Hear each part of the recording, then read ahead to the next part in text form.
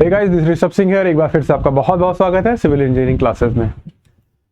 RCC जो हम पढ़ रहे हैं उसमें आज हम पढ़ने जा रहे हैं डबली रेनफोर्स सेक्शन की डिजाइनिंग, डबली रेनफोर्स सेक्शन बीम की डिजाइनिंग एलएसएम के थ्रू। ठीक है, पिछली क्लास में हमने एलएसएम से सिंगली रेनफोर्स बीम को देखा था कैसे डिजाइन करते हैं। अब उसी में हम डबली रेनफोर्स सेक्शन देखेंगे, फिर इसके बाद टी सेक्शन बचेगा डब्ल्यू से, और सिंगली से हमने देख चुका है, टी सेक्शन भी देख लिया है, डब्ल्यू से बचेगा उसको भी हम देख लेंगे। ठीक है,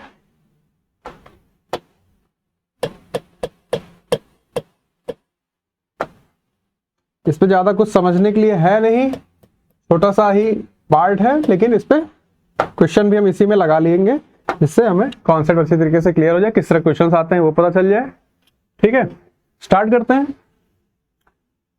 डबली रेनफोर्स सेक्शन की जरूरत हमको कब पड़ती है?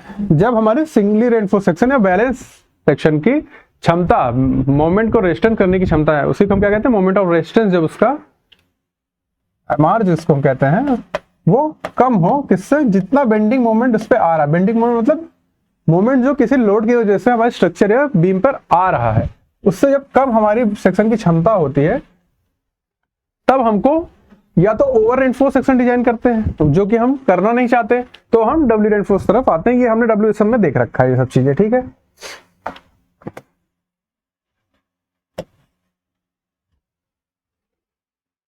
देखते हैं इसमें क्या है। जैसे डब्ल्यूएसएम में देखा था कि एएसटी तो हमने जो प्रोवाइड कराई ही कराई है, साथ में हमने यहाँ पे कंप्रेशन जोन में भी इसको हम सिंपली सपोर्टेड मान के चले तो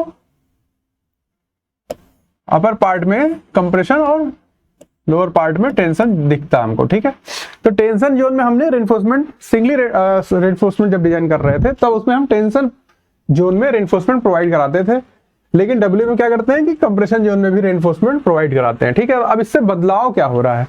अभी तक जो हमने स्ट्रेन डायग्राम देखा था उसमें मैक्सिमम स्ट्रेन कितना हो सकता है? मैक्सिमम स्ट्रेन मतलब कंप्रेशन में मैक्सिमम स्ट्रेन सबसे टॉप फाइबर पे हमको देखने को मिलता है। उसकी वैल्यू आईएस कोड ने हमको एजम्पशन में भी बताया है कि 0.0035 हो सकता है। ठीक, इससे ज्यादा नहीं हो सकता है। फिर एक हमने देखा था प्रूफ स्ट्रेन 0.002।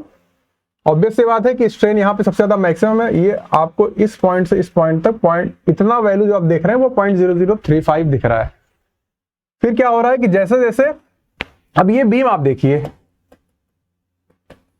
ठीक है, इसमें क्या हो रहा है कि कंप्रेशन सबसे ऊपरी जो ऊपर वाला जो फाइबर है उसमें सबसे ज्यादा कंप्रेशन आपको देखने को मिल रहा है। जैसे जैसे आप नीचे आ रहे हैं, इस एक्सिस को जिसको हम न्यूट्रल एक्सिस कहते हैं, इस पे जब आते हैं तो हम कहते हैं, एज्यूम करते हैं कि एज्यूम क्या करते हैं, ये होता ही है कि न्यूट्रल एक्सिस पे ना कोई कंप्रेशन होता है ना कोई टेंशन होता है, जीरो फोर्स वो एक्सपीरियंस कर रहा होता है, जीरो स्ट्रेस एक्सपीरियंस कर रहा होता है।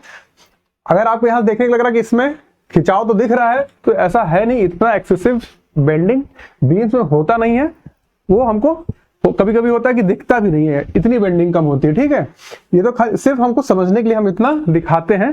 तो होता क्या है कि न्यूट्रल एक्सिस पे ना टेंशन जनरेट हो रहा है ना कंप्रेशन जनरेट हो रहा है, तो सबसे टॉप फाइबर सबसे ज्यादा कंप्रेशन, जैसे जैसे नीचे आ रहे हैं तो वैल्यू कम हो रही है, तभी यहाँ पे जीरो हो रही है। तो कैसे कम हो रही है? एजम्पशन हमने आईएस कोड हमने को दे रखा है एलएसएम के लिए कि लीनियरली वेरी करता है, न्यूट्रल एक्सिस तक आते थे जीरो हो जाता है। तो मैक्सिमम स्ट्रेन कितना है? 0.0035। जैसे जैसे नीचे आ रहे हैं तो स्ट्रेन की वैल्यू कम हो रही है, तो कम होते होते एक वैल्यू हमको मिलेगी 0.002 पे। ये क्या बता रहा है हमको? ये हमको ये बता रहा है कि जो स्ट्रेस डायग्राम हमको मिलता है एलएसएम में, उसका वेरिएशन कितना है, उसका मैक्सिमम स्ट्रेस आपको देखने को मिलता है 0.45 एफसी का। अब ये सब हम लोग कैसे मिली वैल्यू, सब हमने पिछली क्लास में देख रखा है एलएसएम सिंगली रेनफोर्स में। ये वेरी कैसे करता है? 0.0035 स्ट्रेन से लेकर 0.002 तक ये कांस्टेंट रहता है। तो हमको एक रेक्टेंगुलर शेप मिलता है स्ट्रेस डायग्राम का इस वैल्यू तक। उसके बाद जब हम न्यूट्रल एक्सिस तक आते हैं 0.002 स्ट्रेन से, तो ये कैसा चेंज होता है? ये पैराबोलिकली चेंज होता है न्यूट्रल एक्सिस तक। तो हमको जो डायग्राम टोटल मिल रहा है वो कैसे मिल रहा है? कुछ ऐसा। ठीक है, कुछ ऐसा। ये न्यूट्रल एक्सिस है। नीचे हमने कंक्रीट का कोई भागीदारी इसमें माना नहीं है, एजम्पशन में देखा है कि हम कंक्रीट इग्नोर करके चल रहे हैं कि टेंशन में वो कोई हेल्प कर रहा है हमको। ठीक है, और सीधे टेंशन कौन ले रहा है? जहां पे हमने रेनफोर्समेंट दे रखी है उस पूरा टेंसाइल स्ट्रेस या टेंशन फोर्स जो है वो हमारा रेनफोर्समेंट बियर कर रहा है टेंशन जोन में, ठीक है। अब इसमें चेंज क्या आ रहा है, आपने क्या किया, कंप्रेशन जोन में भी रेनफोर्समेंट दे दिया, ठीक है। तो इसके अलोंग आपको एक स्ट्रेन मिलेगा जिसको हमने क्या कहा, एप्सिलॉन एस सी, ठीक है। स्ट्रेन इन कंप्रेशन स्टील, ठीक है, स्ट्रेन इन कंप्रेशन स्टील। और इसी के अलोंग आपको एक अलग फोर्स भी दिख रहा है जिसको हम C2 कह रहे हैं। यहां पे जो C1 है ये पैराबोलिक पार्ट का नहीं, ये टोटल जो हमने एक इन दोनों डायग्राम के लिए एक कॉमन C निकाला था जिसकी वैल्यू कितनी थी 0.36 FCK BXU। अब ये कहां से आया, अगर किसी को समझ नहीं आ रहा तो प्रीवियस क्लासेस आप जब देखेंगे LSM की, सिंगली रेनफोर्स डिजाइनिंग की, तो वैल्यू हमने निकाली थी कि इस पूरे डायग्राम के लिए हमको एक कॉमन C फोर्स मिल रहा है कितना 0.36 FCK BXU। तो वो C1 ये है, C1 की वैल्यू कितनी है यहाँ पे 0.36 FCK BXU। और दूसरा एक अलग एक हमको नया फोर्स मिल रहा है कहां पर, जहां पे हमने कंप्रेशन स्टील दे रखी है उसको हमने C2 कह दिया। तो दो फोर्स हमको मिल रहा है C1 C2, इन्हीं के लिए हमने एक कॉमन C माना है, ठीक है। हालांकि C हमको कॉमन करने की जरूरत नहीं है, जब हम एनालिसिस अभी जब डिजाइन करेंगे तो भी देखेंगे कि दोनों को अलग अलग ही यूज करना होता है, ठीक है। लिखे क्या है यहाँ पे हम कि when width and depth both are restricted, ये हमने पढ़ रखा है कि जब विड्थ और डेप्थ रिस्ट्रिक्टेड हो, मतलब आर्किटेक्चरल पॉइंट ऑफ व्यू से, डिजाइनर पॉइंट ऑफ व्यू से या फिर एस्थेटिक पॉइंट ऑफ व्यू से आपको चेंज करने की इजाजत नहीं है कि आप डिजाइन सेक्शन की डायमेंशन को चेंज करें, कि मतलब आपको डायमेंशन उतनी ही रखनी है, उतने में ही सेव करना है। और उसमें अगर आपका जो स्ट्रक्चर है या बीम है वो फेल कर जा रहा है तो आप डबल की तरफ जाते हैं, ठीक है। And the moment of resistance of singly reinforce या फिर limiting section is smaller than the bending moment is suppose to be carried by the given section. तो वही चीज कि जितना बेंडिंग मोमेंट उसको कैरी करना है उससे कम आपकी क्षमता है, मोमेंट ऑफ रेजिस्टेंस है, तब आप डब्ल्यू रेनफोर्स तरफ मूव करते हैं, ठीक है। Stress in complete in top fibre 0.45 FCK, maximum stress in tension reinforcement is 0.87 FY, ठीक है। ये स्ट्रेस है, मैक्सिमम स्ट्रेस कितना आ सकता है हमारे रेनफोर्समेंट में, the value of stress in compression steel, the value of stress जिसको हम FSC कहते हैं, ठीक है। जो वैल्यू जो यहाँ पे कंप्रेशन रेनफोर्समेंट पे जो स्ट्रेस लग रहा है उसको हम FSC कहते हैं, ठीक है। स्ट्रेस इन कंप्रेशन स्टील, ठीक है, इसको हम क्या कहते हैं FSC। Steel is red from stress strain curve, कहां से हमको मिलता है स्ट्रेस कर्व से, usually it is based on the value of strain at the level of the compression steel. किस पे डिपेंड करता है कि जो उस समय स्टील है उसमें स्ट्रेन कितना है, उसमें स्ट्रेन कितना है उस पर डिपेंड करता है हमारा FSC की वैल्यू। एक टेबल है, एक डायग्राम है, एक कर्व है, उससे आपको FSC की वैल्यू मिल जाती है कितना इसमें स्ट्रेस जनरेट हो रहा है हमारे कंप्रेशन स्टील में, ठीक है। डिजाइनिंग कैसे करते हैं, सिंपल है। सबसे पहले आप एक्सियल लिमिटिंग कैलकुलेट करेंगे। एक्सियल लिमिटिंग का सिंपल फॉर्मूला है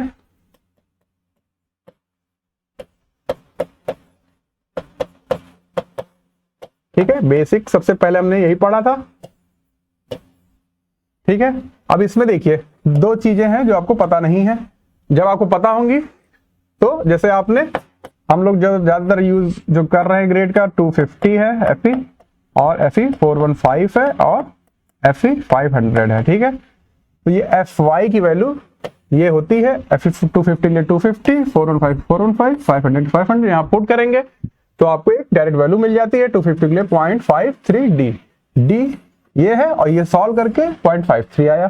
तो एक्सियल लिमिटिंग की डायरेक्ट वैल्यू 250 के लिए 0.53 डी, 415 के लिए 0.48 डी और 500 के लिए 0.46 डी, ठीक है। तो सबसे पहले हमने क्या किया कि डेप्थ ऑफ या फिर limiting depth of neutral axis निकाला।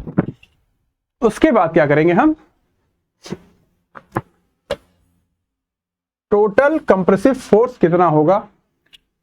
एक कंप्रेसिव फोर्स तो हमारा कंक्रीट ले रहा है, कंप्रेशन में अब दो मटेरियल है कंक्रीट और स्टील, तो एक कंप्रेशन फोर्स तो हमारा जो बियर कर रहा है कंक्रीट, दूसरा कंप्रेसिव स्टील, तो दोनों का फोर्स का एडिशन जो होगा वो टोटल कंप्रेसिव फोर्स होगा। ठीक है, जब कंक्रीट की बात करें तो कंक्रीट में हमने पढ़ रखा है फोर्स क्या होता है, stress into area, stress into area. ठीक है,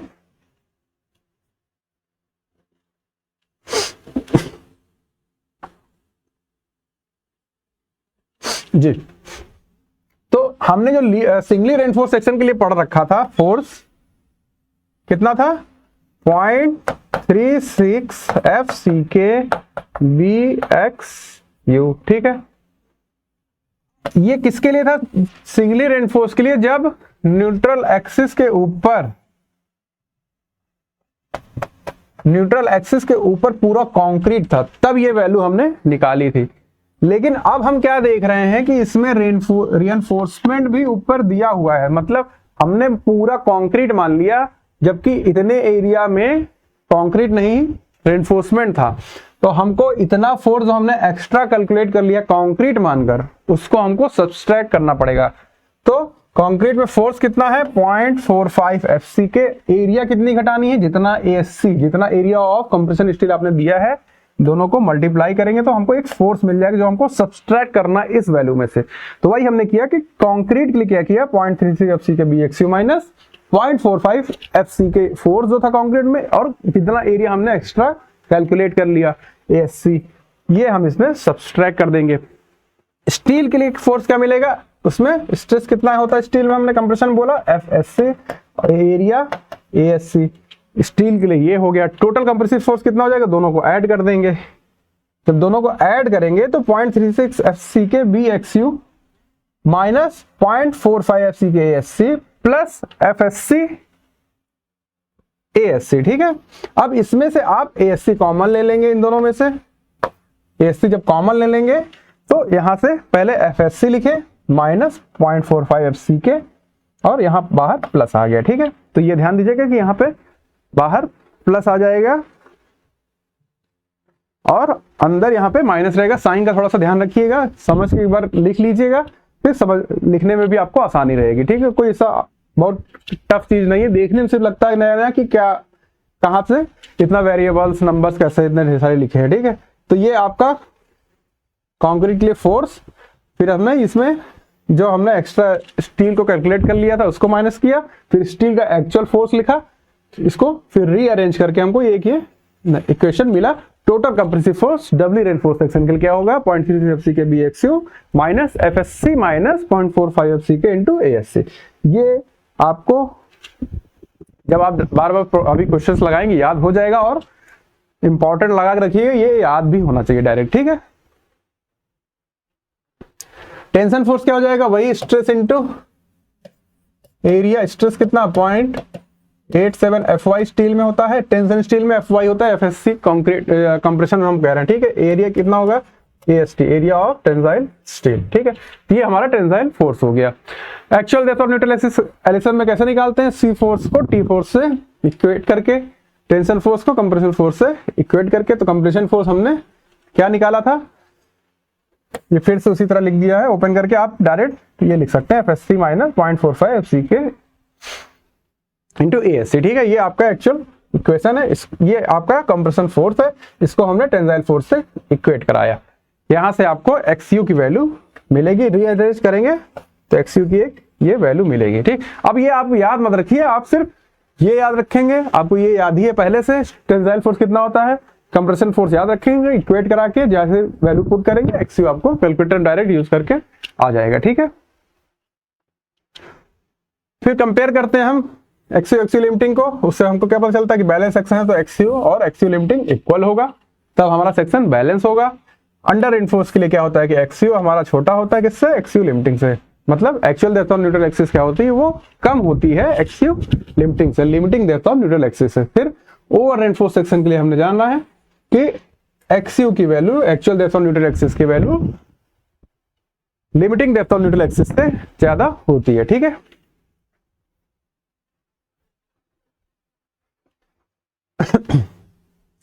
ठीक है, सेम ऐसे ही है जैसे हमने लिमिटिंग सेक्शन में उसमें सिंगली रेनफोर्स सेक्शन में पढ़ा था।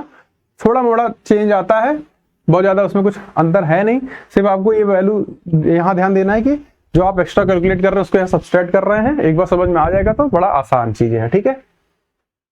फिर वही है moment of resistance. Moment of resistance क्या होता है? Force into lever arm. दो फोर्स हमको मिल रहा है, C और T, दोनों के बीच की डिस्टेंस कितनी है, उसी को हम लीवर आर्म कहते हैं, ठीक। मान लीजिए इसके अलॉन्ग आपको मिल रहा है C1 और एक इसका कॉमन मिल रहा था C2, ठीक है।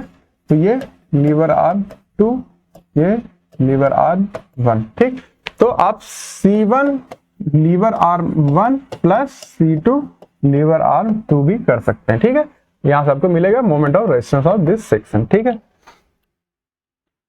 तो MU क्या है?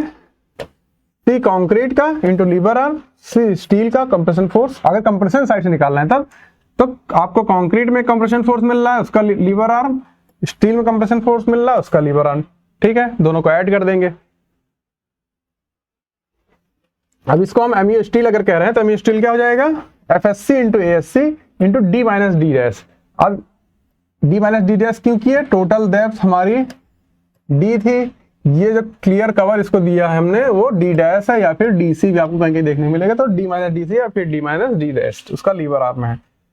कंक्रीट की बात करें वहां पे अगर कंक्रीट की बात करें, C2 जो देख रहा है ये पूरे कंक्रीट के लिए कॉमन फोर्स आपको C2 दिख रहा है, तो इसका लीवर आर्म क्या होता है? ये टॉप डिस्टेंस हमने निकाली है कितनी, 0.42 XU होती है। तो D माइनस 0.42 XU, अगर लिमिटिंग सेक्शन है तो XU लिमिटिंग आ जाता है, ठीक। तो 0.36 FCK B XU into D minus 0.42 XU किया हमने, ठीक है। लेकिन फिर वही हो रहा है कि ये कैलकुलेशन तब की है जब पूरा कंक्रीट ऊपर हमने एज्यूम किया था, लेकिन यहाँ पे रेनफोर्समेंट भी है तो उसको माइनस करेंगे 0.45 FCK SC, ये फोर्थ है, इंटू इसका लीवर आर्म कितना, D माइनस D डैश। ये हमने एक्स्ट्रा कैलकुलेट किया, वो हम इसमें सब्सट्रैक्ट करेंगे।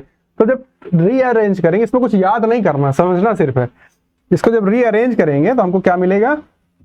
कंक्रीट के लिए 0.36 FCK B XU into D minus 0.42 XU, और स्टील वाला आप एक टर्म लिख लेंगे तो क्या मिल जाएगा? FSC minus 0.45 FCK into ASC into D minus D dash, ठीक। ये आप चाहे तो याद रख सकते हैं, इंपॉर्टेंट है। तो यहां पे आपको दो लीवर आर्म मिले, एक C1 के लिए LA1 और C2 के लिए LA2 मिल रहा है। अगर आप टेंशन की तरफ से कैलकुलेट कर रहे हैं तो टेंसाइल फोर्स तो 0.87 FYAST है, लेकिन लीवर आर्म इसके लिए दो है, तो उसके लिए हम एक कॉमन लीवर आर्म Y कह रहे हैं, होता है वो क्या होता है?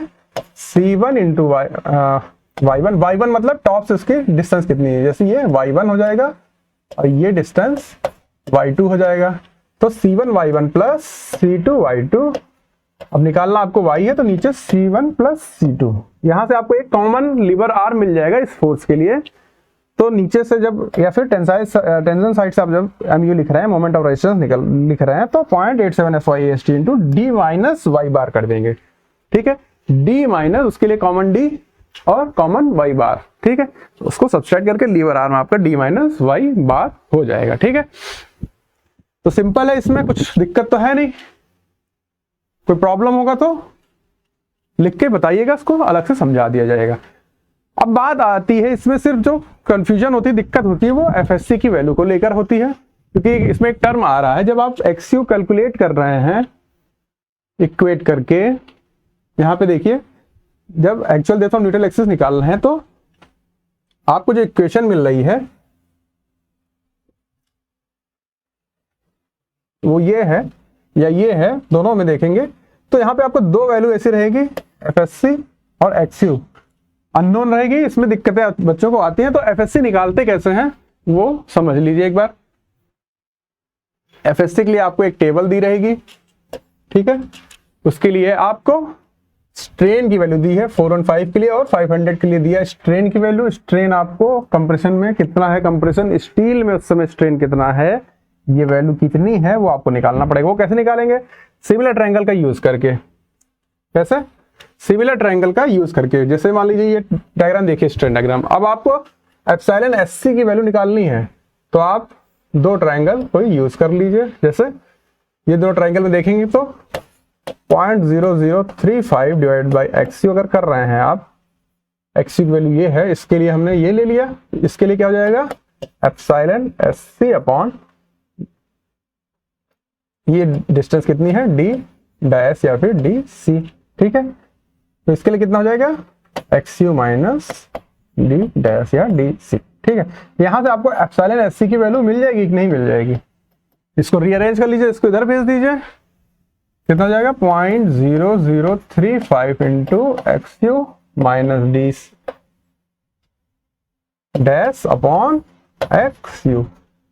अब यहां पे देखिए एक्स यू की वैल्यू आप रखेंगे, अभी भी आपको एक्स यू की वैल्यू अगर पता नहीं है तो उसका एक अलग तरीका है, वो अभी बता दिया जाएगा, लेकिन एफएससी निकालने के लिए आपको सबसे पहले स्ट्रेन इन कंप्रेशन स्टील निकालना पड़ेगा, वो आप इस तरह निकालेंगे।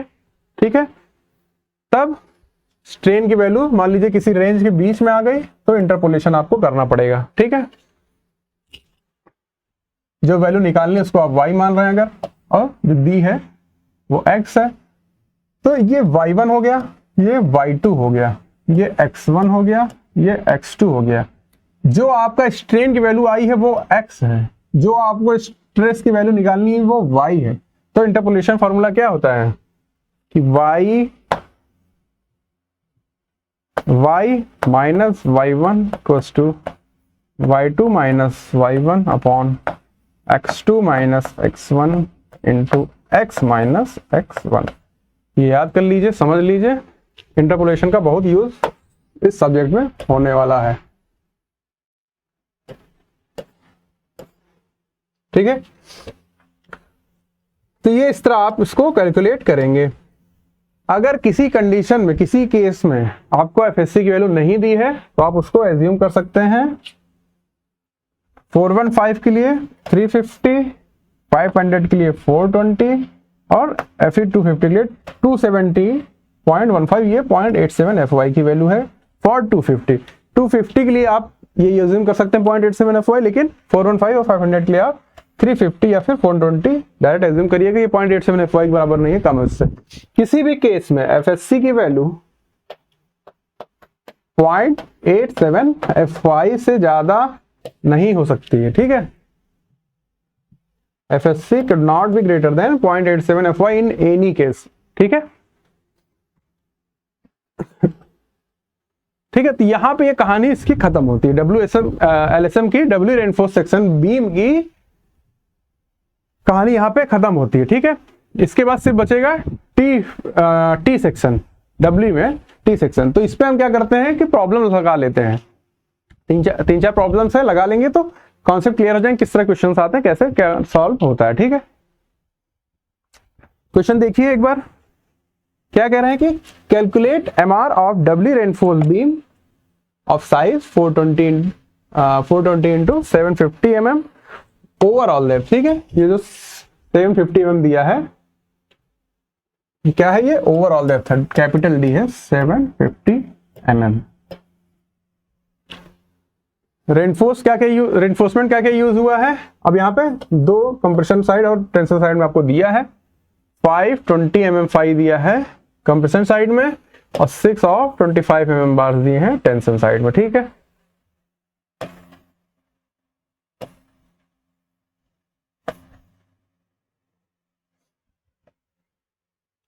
सिक्स कितना है 25,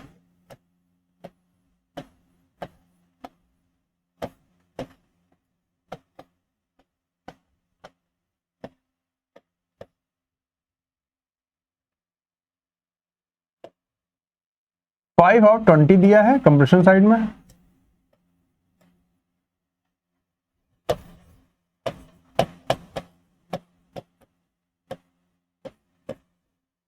ओवरऑल डेप्थ दिया है आपको 750 mm और विड्थ दी है आपको 420 mm। ठीक है,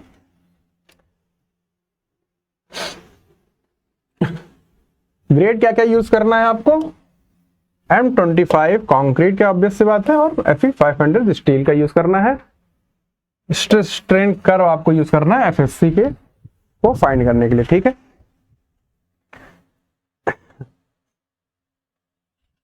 जब भी आपको इफेक्टिव कवर ना दिया रहे उसको आप एज्यूम कर लीजिए 50 mm।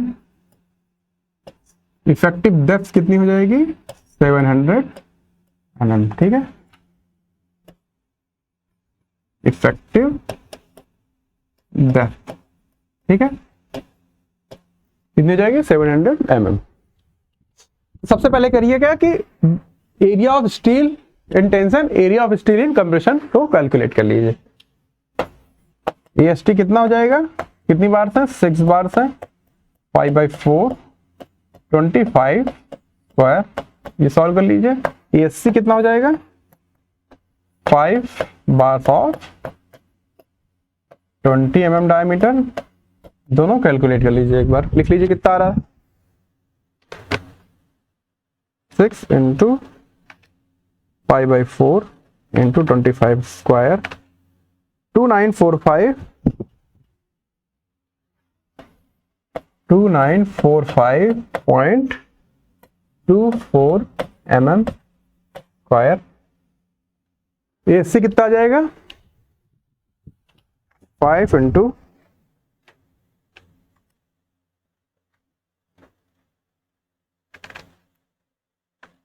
5/4 × 20 स्क्वायर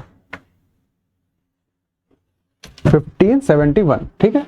अप्रॉक्स वैल्यू लिख लीजिए 1571 mm स्क्वायर, ठीक है।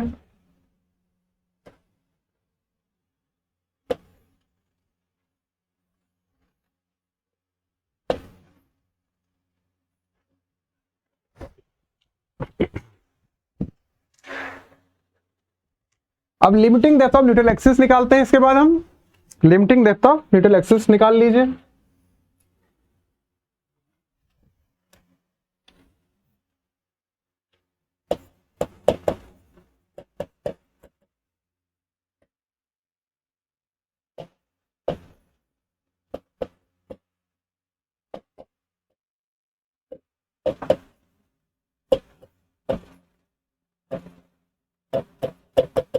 कैसे निकालेंगे, एक्सयू लिमिटिंग इक्वल टू क्या होगा 700/1100 प्लस 0.87 FY क्या यूज कर रहे हैं 500, ठीक है, या फिर 0.46D, ठीक है, डायरेक्ट 0.46D कर सकते हैं, ठीक है।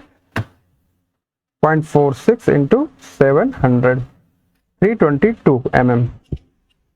एक्सियल लिमिटिंग कितना हो जाएगा, यहां भी वैल्यू रखेंगे तो वही आएगा, ठीक है, 322 mm हो गया आपका axial limiting.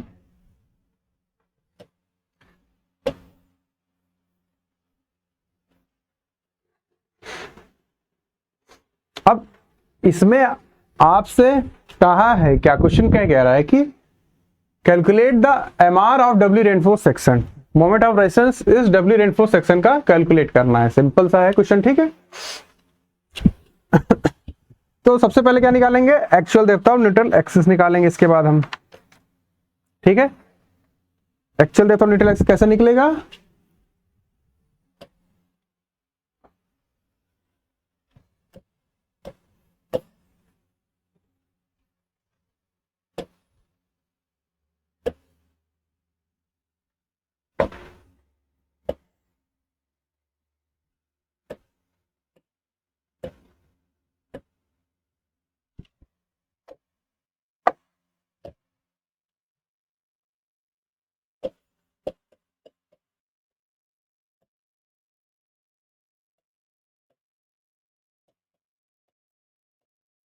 C equals to T करके 0.36 FCK BXU, ठीक है, plus FSC minus 0.45 FCK into ASC equals to 0.87 FYAST, ठीक है। इसमें वैल्यूज पुट करिए,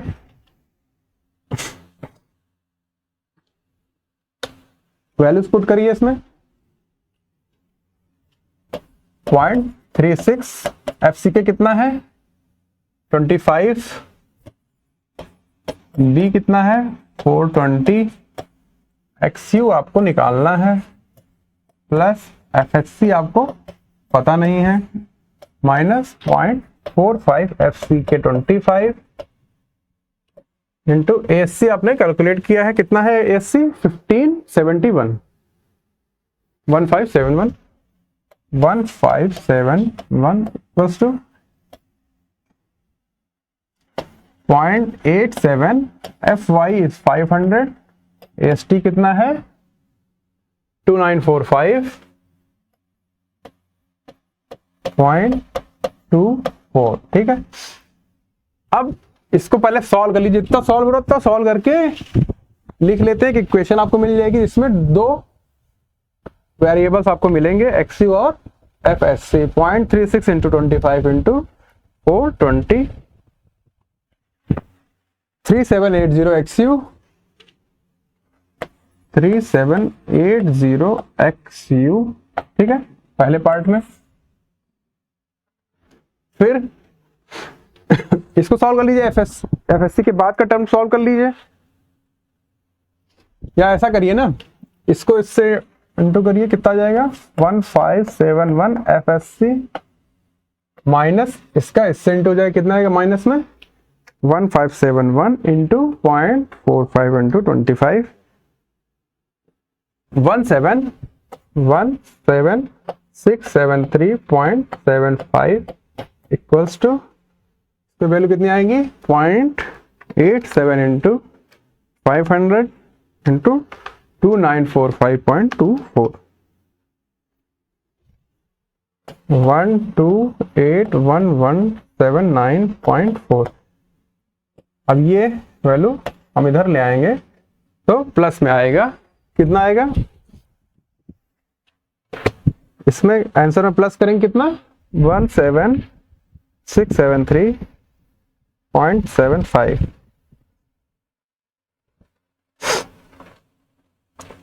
1298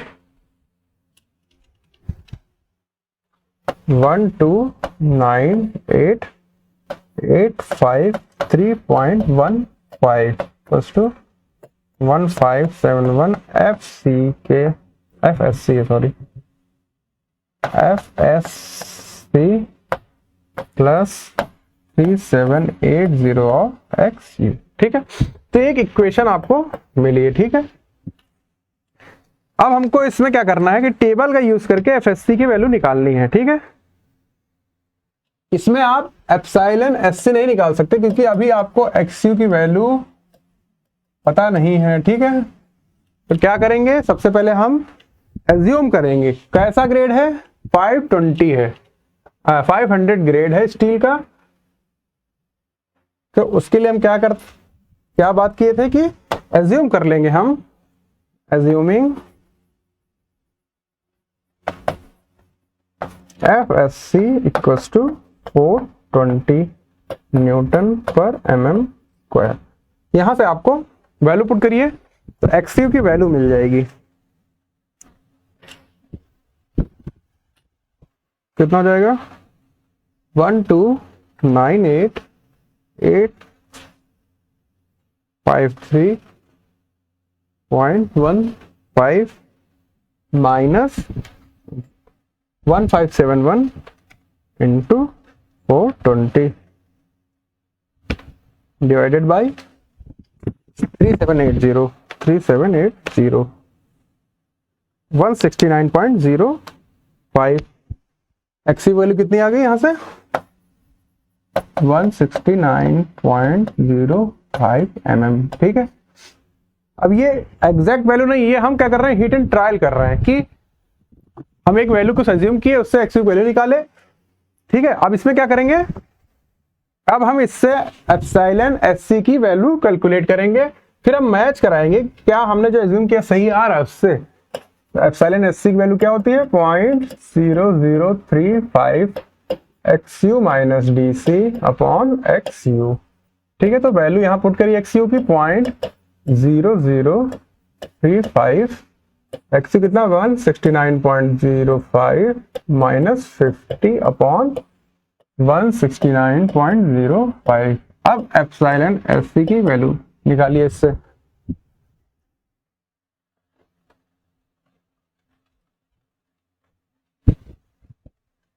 आप इसको 169 ही मान लीजिए, ठीक है, ज्यादा कुछ है नहीं तो 169 ही मान लीजिए।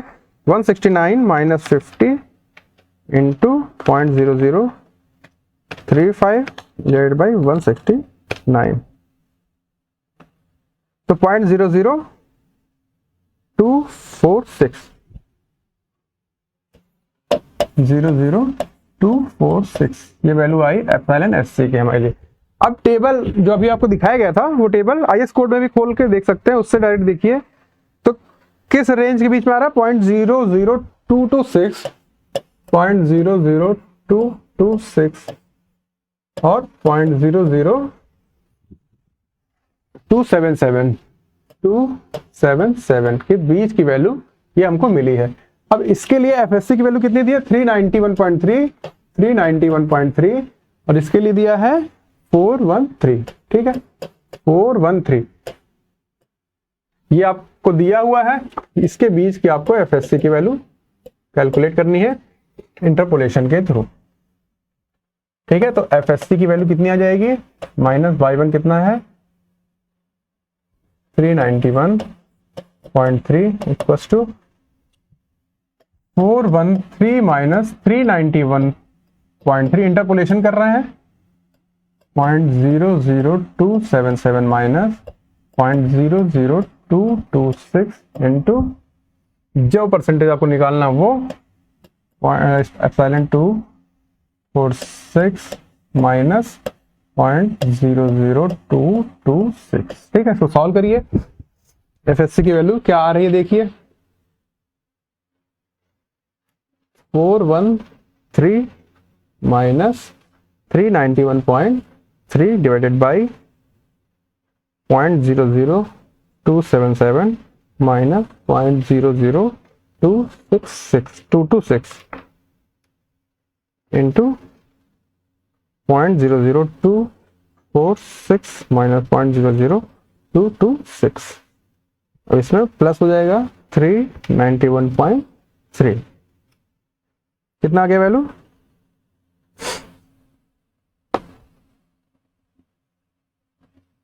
399.8। एफएससी की वैल्यू कितनी आ गई 399.8, ठीक है, न्यूटन पर एमएम स्क्वायर, ठीक है। अब एफएससी की वैल्यू आपको मिली 399। अब आप फिर एफएससी की वैल्यू इसमें पुट करके एक्ससी की वैल्यू कैलकुलेट करेंगे तो क्या हो जाएगा 383780 XU प्लस 1 माइनस में शायद प्लस में 1571। एफएससी कितना है 399.8 प्लस टू इधर हमने लिखा था कितना 12988 53.15 यहां से एक्स की वैल्यू कैलकुलेट करिए फिर से।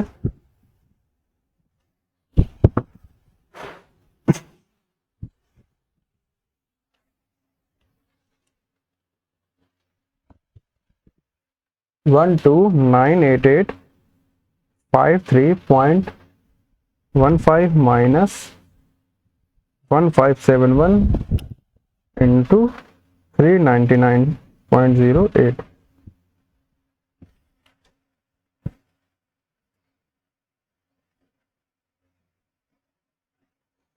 399.8 आएगा, सॉरी 08 नहीं है 1298853.15 माइनस 1571 इंटू 399.8 डिवाइडेड बाई 3780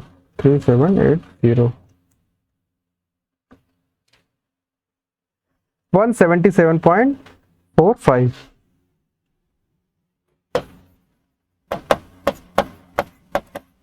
ठीक है। अब ये यहाँ पे एंड नहीं हो रहा है, हिट एंड ट्रायल का मतलब है जब आपके आंसर्स लगातार सेम आने लगी। ठीक है, अभी एक्स की वैल्यू चेंज होके आई है। पहले एक्स की वैल्यू कितनी आई हमारे लिए 169, अब 177 आ रही है। तो हम क्या करेंगे, फिर से हम एप्सिलॉन एससी की वैल्यू कैलकुलेट करेंगे ये एक्स के थ्रू। 0.0035 एक्स की वैल्यू क्या लेंगे 177.45 minus 50 divided by 177.45। Epsilon SC की वैल्यू कैलकुलेट करिए इससे। 0.0035 इंटू 177.45 माइनस 50 डिवाइड बाई 177.45। ठीक है, 0.00251 0.00251।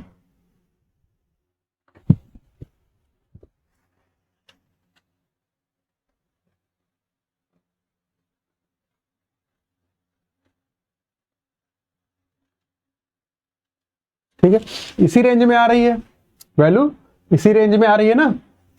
तो इसमें क्या करेंगे, फिर से आपको क्या निकालना है, एफएससी की वैल्यू फिर से इसी तरह कैलकुलेट करनी पड़ेगी। ठीक है,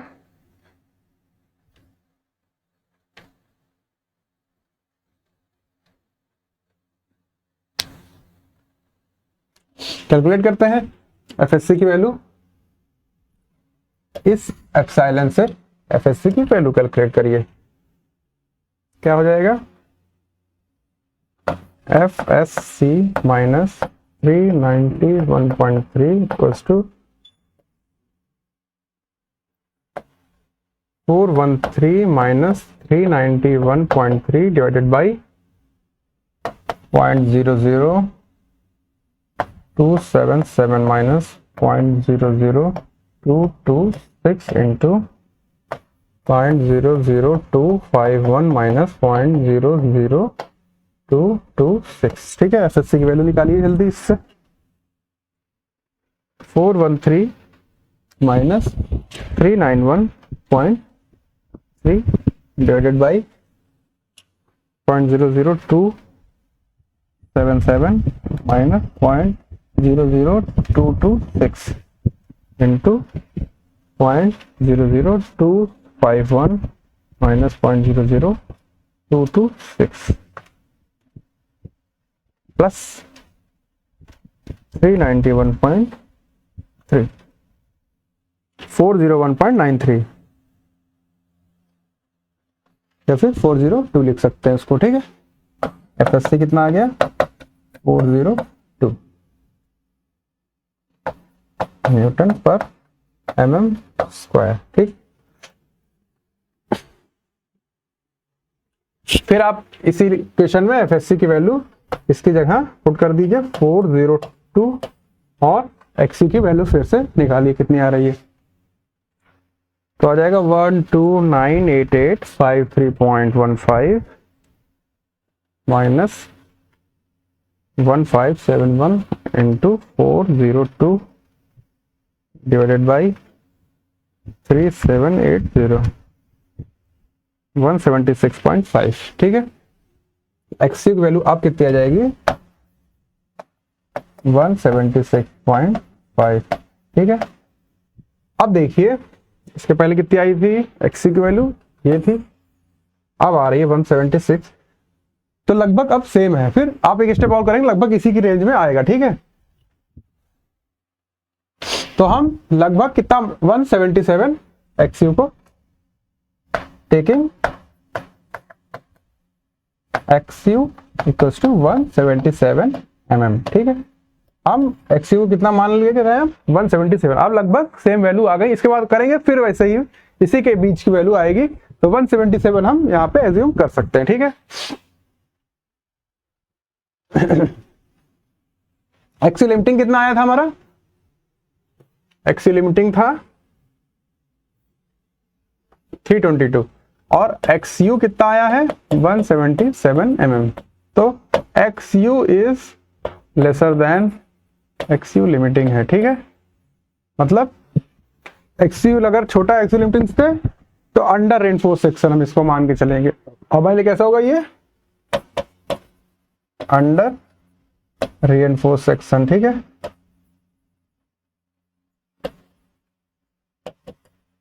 XU is lesser than XU limiting, तो ये क्या हो जाएगा, अंडर रीइंफोर्स सेक्शन, ठीक है। इसके लिए हमको क्या निकालना है, मोमेंट ऑफ रेजिस्टेंस निकालना है ना, मोमेंट ऑफ रेजिस्टेंस निकालना है सेक्शन का, ठीक है। कैसे निकालेंगे, डब्ल्यू रीइंफोर्स सेक्शन के लिए हम पढ़ चुके हैं 0.36 FCK BXU into D minus 0.42 XU plus FSC minus 0.45 FCK ASC into D minus D dash, ठीक है। D minus D dash values put करिए और सॉल्व करिए। 0.36 FCK कितना है 25, B कितना है 420, XU कितना है 177, D कितना है 700 माइनस 0.42 इंटू 177, ठीक है, प्लस FSC कितना है, FSC हमारे लिए लास्ट में कितना आया था 402, FSC कितना है 402, ठीक है। 402 माइनस 0.45 FCK कितना हो 25 इंटू ASC कितना आया था 1571, ठीक है। 1571 इंटू D है आपका 700, DC आप 50 मान लीजिए, ठीक है। इसको सॉल्व करिए, लिखिए कितना आ रहा है 0.36 FCK B 420 into 177 into 700 minus 0.42 into 177,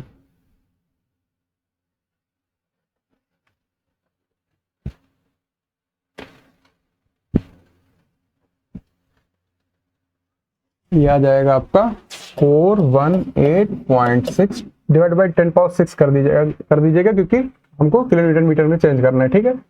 फिर प्लस ये कितना आ जाएगा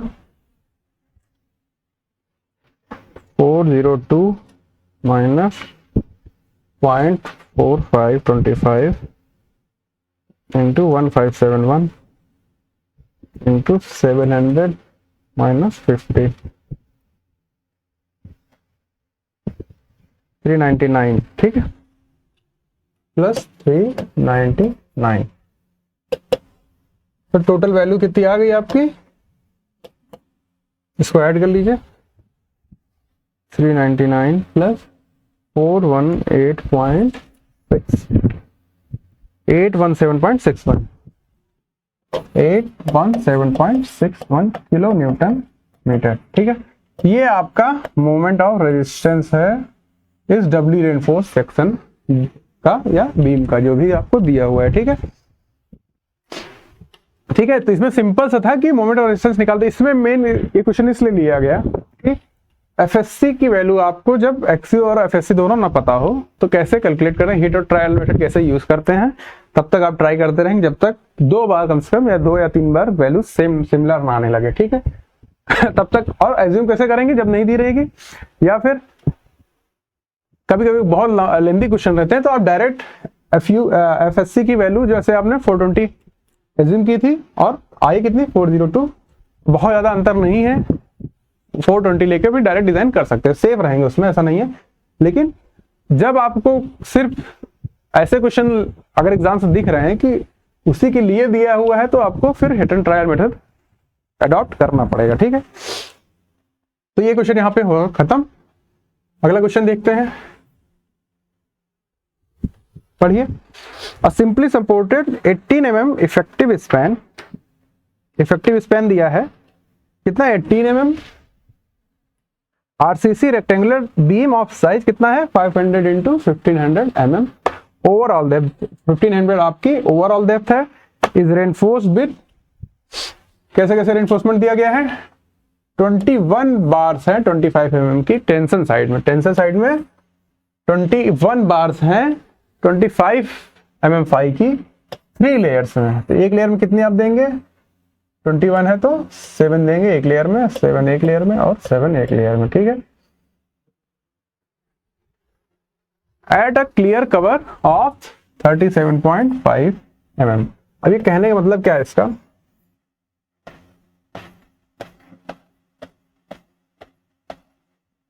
ठीक है, मान लीजिए ऐसे आपने दे रखा है 3 लेयर्स में ऐसे 7 बार दे रखी है। तो इफेक्टिव कवर क्या होता है कि जितना भी रेनफोर्समेंट आपने टेंशन में दिया उसके सेंट्रॉइड से, अब ये पूरा जो सिस्टम है उसका सेंट्रॉइड इसके कहीं सेंटर से जाएगा। ये इफेक्टिव कवर आपको दिया है 37.5 mm का। ठीक है। The clear distance between layer is 25 mm। अगर लेयर की बीच की डिस्टेंस की क्लियर डिस्टेंस की बोल रहा है, क्लियर डिस्टेंस मतलब इफेक्टिव डिस्टेंस मतलब सेंट्रॉइड से होता है, क्लियर मतलब कि 2 बार्स हैं ऐसे, तो ये डिस्टेंस कह रहा है कि कितना है? 25 mm है। ठीक है। और बार का डायमीटर कितना है? 25 mm है। और रेनफोर्समेंट दिया है कंप्रेसर साइड में 4 बार 25 mm की, 1 बार 20 mm की ऑन कंप्रेशन साइड। ठीक है। अब इसमें एक ही लाइन में दिया है वो 4 बार्स हैं 25 की और 1 बार है 20 की। ठीक है। इसका भी कवर आपको दिया है 50 mm, 50 mm इसका भी इफेक्टिव कवर दिया है। ग्रेड आपको यूज करना है M25 और Fe415। ठीक है। Find out the maximum bending moment या फिर अल्टीमेट बेंडिंग मोमेंट, एलएसएम की बात कर रहे हैं। At limit of state of collapse assuming stress in compression reinforcement is 0.9566 FYD। क्या है ये? FSC आपको दिया है कि आपको ये एज्यूम करनी है।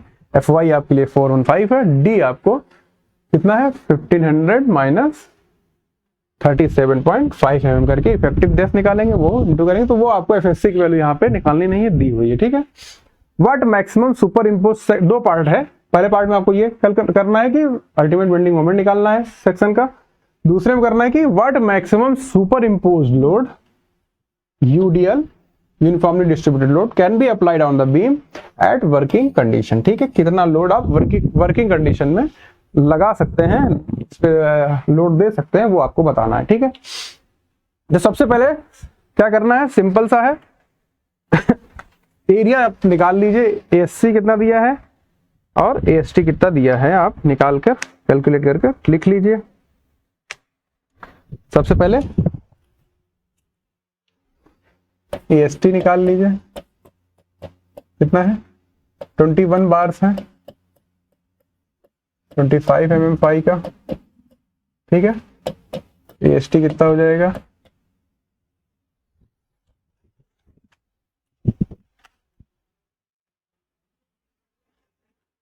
(21 into π/4 into 25 square 10308.35 mm square. ASC की बात अगर करें तो कितना हो जाएगा? 4 बार्स है 25 के, तो 4 इंटू π/4 इंटू 25 की है 25 स्क्वायर प्लस 1 बार है 20 की। ठीक है। इसको कैलकुलेट कर लीजिए। Pi into 25 square plus π/4 into 20 square 2277.65 mm square. ठीक है।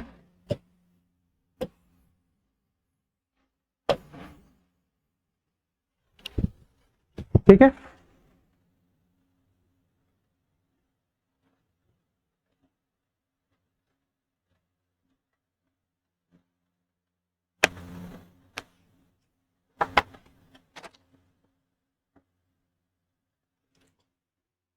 ठीक है।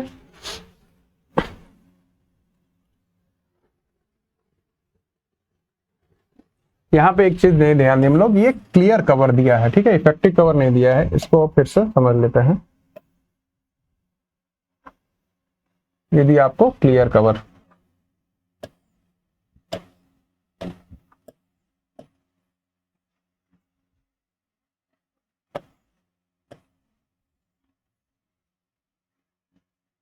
One two three four five six seven, 1 2 3 4 5 6 7 8 3 4, ठीक है।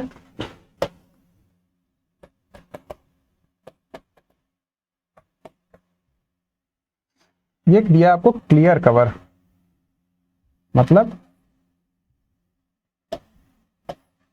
क्लियर कवर डिस्टेंस, जो लास्ट रेनफोर्समेंट है उसके बॉटम से डिस्टेंस दी है कितनी, क्लियर कवर 37.5 mm। तो इफेक्टिव कवर जो हम लेंगे वो हम वही लेंगे सेंट्रॉइड से ही, इन तीन के बीच का सेंट्रॉइड इस बीच वाले के सेंटर से गुजरेगा, ठीक है। तो हमको जो डिस्टेंस चाहिए इफेक्टिव डेप्थ वो ये है, ठीक है, इफेक्टिव कवर जो है वो ये है। ये डिस्टेंस कैसे पता चलेगी, इतनी डिस्टेंस हो गई 37.5 और ये डिस्टेंस कितनी हो गई, ये डायमीटर ऑफ बार है,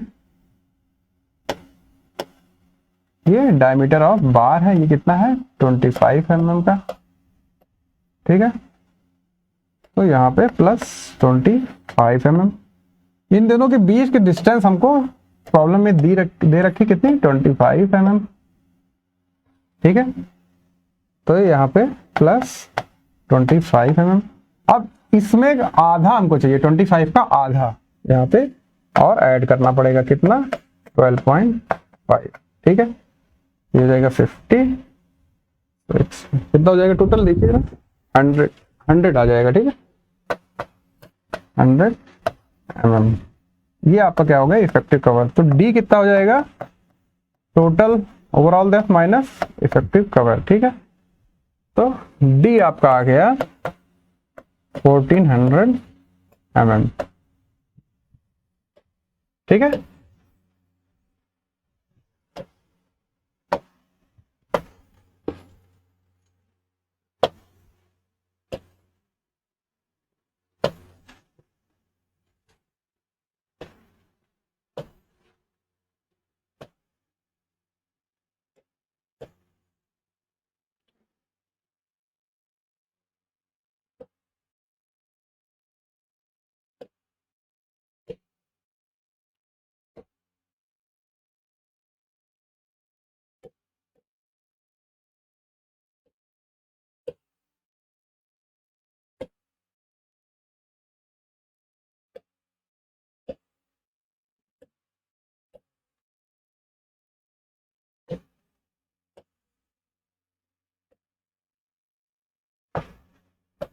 ठीक है,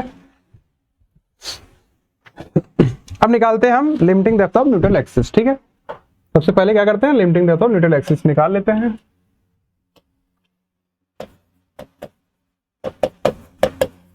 limiting depth of neutral axis क्या हो जाएगा, ग्रेड क्या है, ग्रेड 500 है कि 415 है, 415 है तो 0.48 डी, ठीक है, डी है 400।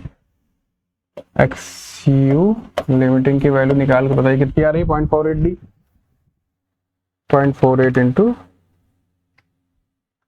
1400, 672 mm, 672 mm, ठीक है।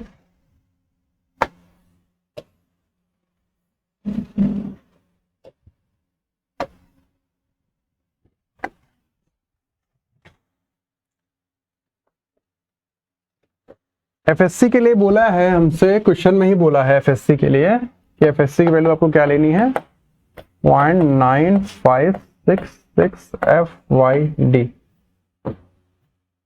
0.9566 हाँ, तो 0.9566 FY है 415, D है आपका 1400 तो एफ एस सी की वैल्यू कितनी आ जाएगी, कैलकुलेट कर लीजिए, 0.95 इंटू 415 इंटू 1400, 551950, ठीक है।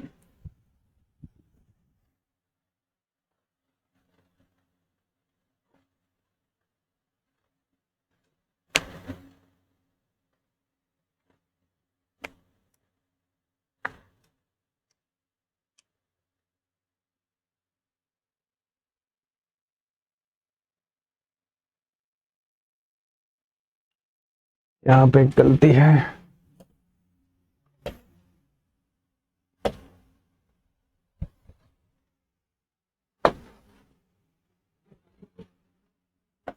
एफ वाई डी, ये एफ वाई डी है जो डेप्थ नहीं है, वो डिजाइन स्ट्रेस की बात कर रहे हैं कि मैक्स डिजाइन स्ट्रेस मतलब मैक्सिमम कितना स्ट्रेस हमारा रेनफोर्समेंट ले सकता है। तो एफ वाई डी मतलब यहाँ पे है 0.87 एफ वाई, ठीक है। एफ वाई डी जो है यहाँ पे कह रहे हैं कि डिजाइन स्ट्रेस ऑफ रेनफोर्समेंट, तो डिजाइन स्ट्रेस जो है मतलब कि मैक्सिमम कितना स्ट्रेस वो बियर कर सकता है, तो वहां पे 0.87 एफ वाई लेनी है, ठीक है। तो 0.9566 और एफ वाई कितना, एफ वाई डी कितना होता है 0.87 एफ वाई, ठीक है। तो ये ध्यान रखिएगा, हो जाता है कोई कंफ्यूजन। 415 है, ठीक है। तो इसको सॉल्व कर लीजिए, एफ एस सी की वैल्यू आपको मिल जाएगी। यहाँ से कितना जाएगा 0.87 इंटू 415 इंटू 0.9566, 345.38, 345.38, 345.38 न्यूटन पर mm स्क्वायर, ठीक है। ये आपको एफएससी की वैल्यू मिली है, नोट कर लीजिए।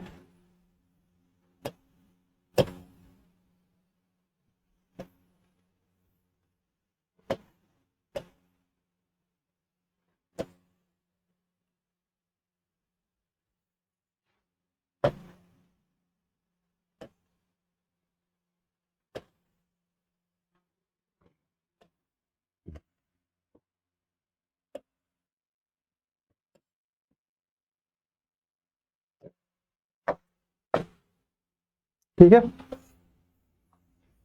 अब actual depth of neutral axis लिखते हैं। Actual depth of neutral axis कैसे निकलता है, c equals to T, 0.36 F C K D X U D minus 0.42 X U plus F S C minus 0.45 F C K D minus D C या D dash equals to 0.87 F Y A S T, ठीक है। Values put करिए, क्या आ जाएगा 0.36 F C के है आपका, कौन सा ग्रेड यूज करना है, M25, ठीक है। तो 25 एफ सी के हो गया। बी आपको कितना दिया है 500 एक्स यू आपको कैलकुलेट करना है, इंटू डी आपका है 1400 माइनस 0.42 इंटू एक्स यू आपको कैलकुलेट करना है, ठीक है।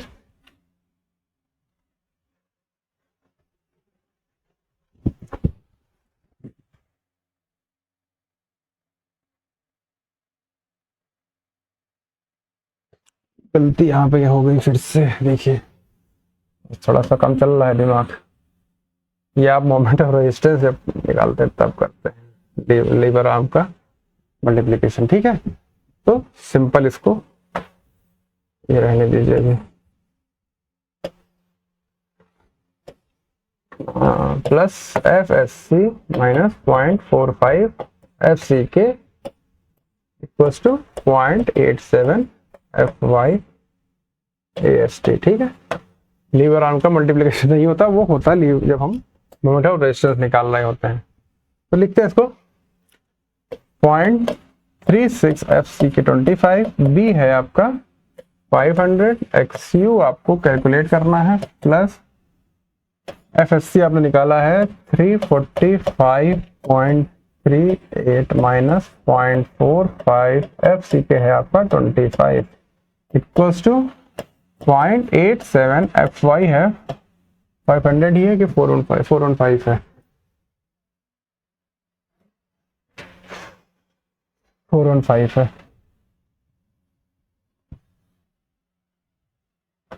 415, ठीक है, इंटू AST आपने कैलकुलेट कर रखा है कितना 1030.8.35।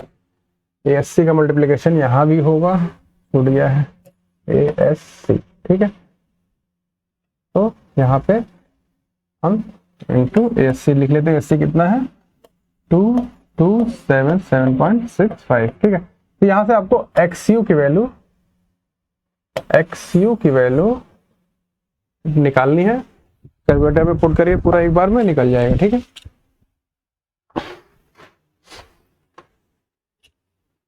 कितना 0.36 इंटू 25 इंटू 500 इंटू एक्स की वैल्यू आपको निकालनी है,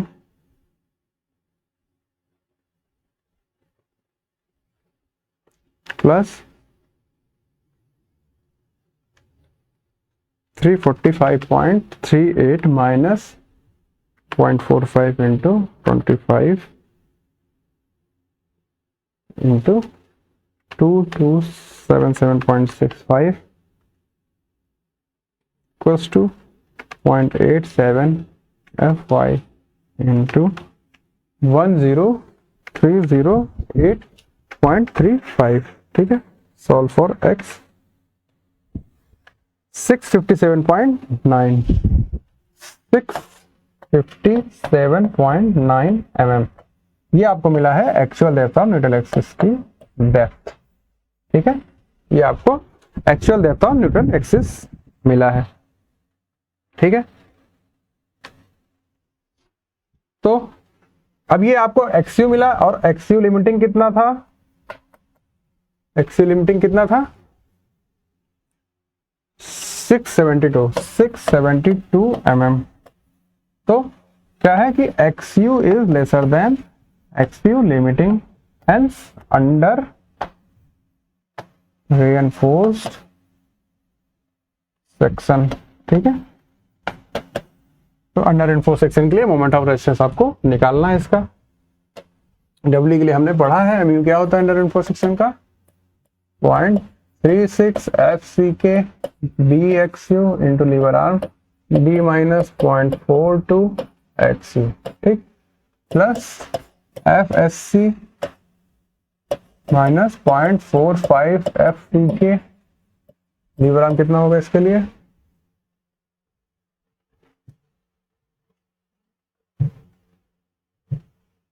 ASC into D minus DC equals to 0.87 FY AST, ठीक है। क्या करना है, कंप्रेशन साइड से लिख रहे हैं तो इतना ही होगा, ठीक है।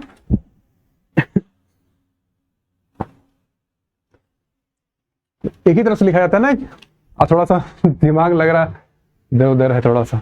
क्या है कि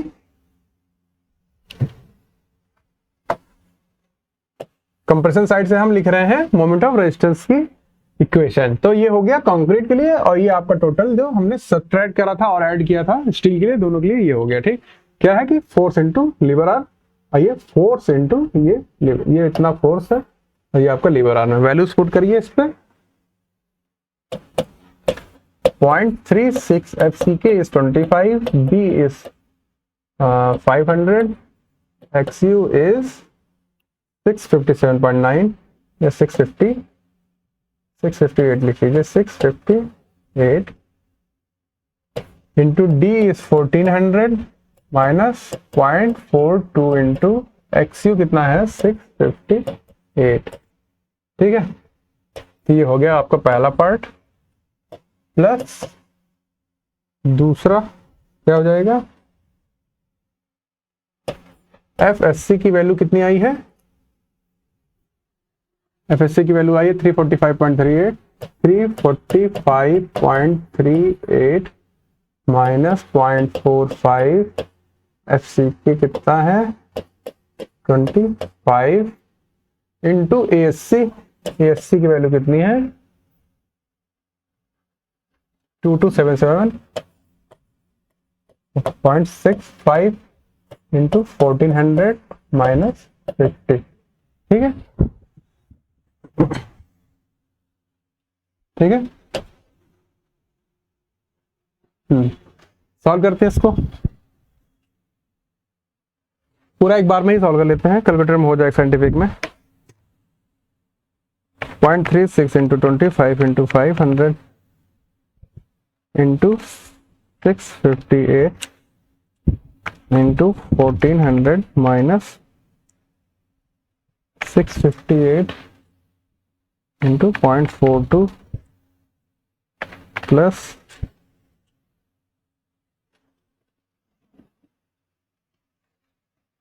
348.38 345 है 345.38 minus 0.45 into 25 into 2277.65 into 1350 total आ जाएगा 4354.09 4354.09 किलो न्यूटन मीटर। ठीक है, इतना मोमेंट ऑफ रेजिस्टेंस है हमारे इस डब्ल्यू रेनफोर्स सेक्शन का। यहाँ पे पहला पार्ट होता है एंड। अब total factor load, simply supported beam है तो टोटल फैक्टर लोड कितना हो सकता है इस पे, क्योंकि ये फैक्टर मोमेंट है तो टोटल फैक्टर लोड कितना लगा सकते हैं इस पे, जिसको हम डब्ल्यू यू कह रहे हैं। अगर ये मोमेंट है डब्ल्यू, ये एम यू है, फैक्टर मोमेंट है ये, तो सिंपली सपोर्टेड क्या होता है डब्ल्यू एल स्क्वायर बाई 8। ठीक है, तो यहाँ से आपको फैक्टर लोड निकल जाएगा। डब्ल्यू यू कितना निकल जाएगा, डब्ल्यू यू कितना हो जाएगा M you into 8/L square. ठीक है, और L आपको दिया था कितना था प्रॉब्लम में,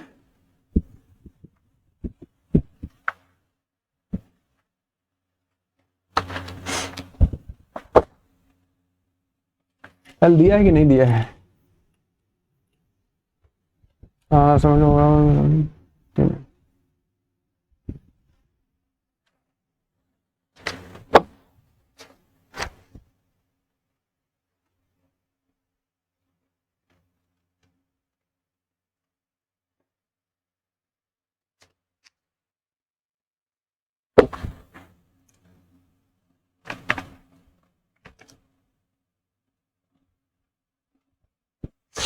18 मीटर दिया, हाँ दिया तो है 18 मीटर इफेक्टिव स्पैन है। ठीक है, तो यहाँ पे वैल्यूज पुट करके डब्ल्यू यू की वैल्यू निकालिए, कितना जाएगा, एम यू आपका है 4354.09 इंटू 8/L कितना है 18 स्क्वायर। यहाँ से आपको डब्ल्यू यू की वैल्यू मिल जाएगी, निकालिए जरा कितना आ रहा है 4354.09 इंटू 8 डिवाइडेड बाई 18 स्क्वायर 107.50 कितना आया, किलो न्यूटन में आया ये वैल्यू।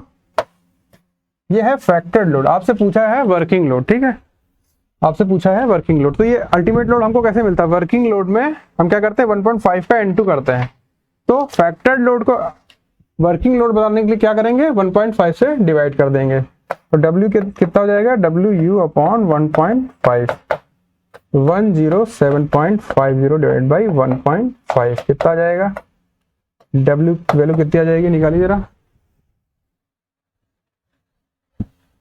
107.5 डिवाइड बाई 1.5 71.67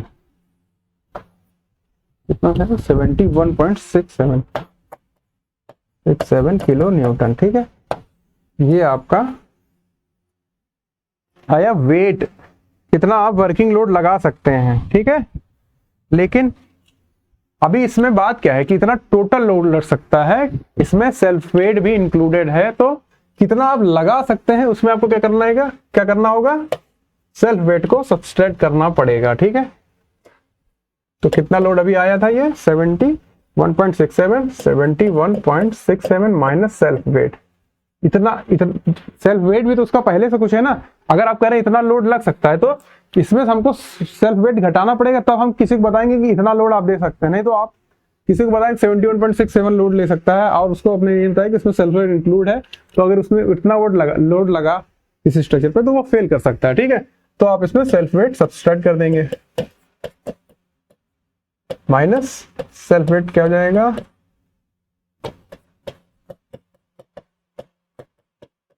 ठीक है। ये क्या है, 1 मीटर लेंथ के लिए size of beam into density, उसकी आरसीसी के लिए हम 25 लेते हैं। ठीक है,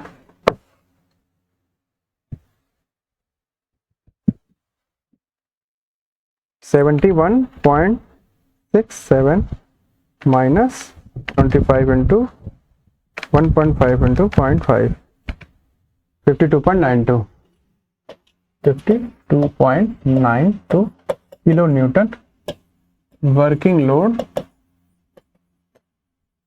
that can be applied on this section। ठीक है, और ये 1.5 होगा। ठीक है, 1500 था तो इसको 1000 डिवाइड करेंगे तो 1.5 आएगा। ये आपका आंसर वर्किंग लोड को लेके ये हुआ दूसरे का। ठीक है, ठीक है, तो इसमें हमने अभी तक 2 क्वेश्चन लगाए हैं, इसमें 1-2 क्वेश्चन और हैं, उसको ऐसा करते हैं कि नेक्स्ट क्लास में एक अलग क्लास कर लेते हैं, वरना क्लासेस बहुत बड़ी हो जाएंगी। ठीक है, इसको यहाँ रोकते हैं, उसके बाद इसमें क्या करेंगे, आगे टी सेक्शन बचेगा, उसको करके फिर अगले पार्ट में किसी और चैप्टर में एंटर करेंगे। और आप लोग इसको थोड़ा सा सपोर्ट करिए, देखिए फ्री में आपको इतना कोर्स मिल रहा है तो उसकी वैल्यू करिए, थोड़ा सपोर्ट करिए, और कुछ भी दिक्कत हो कमेंट करिए, आपको उसका सॉल्यूशन जरूर प्रोवाइड करा जाएगा। ठीक, तब तक के लिए मेहनत करते रहिए, पढ़ते रहिए, आपका दिन शुभ हो।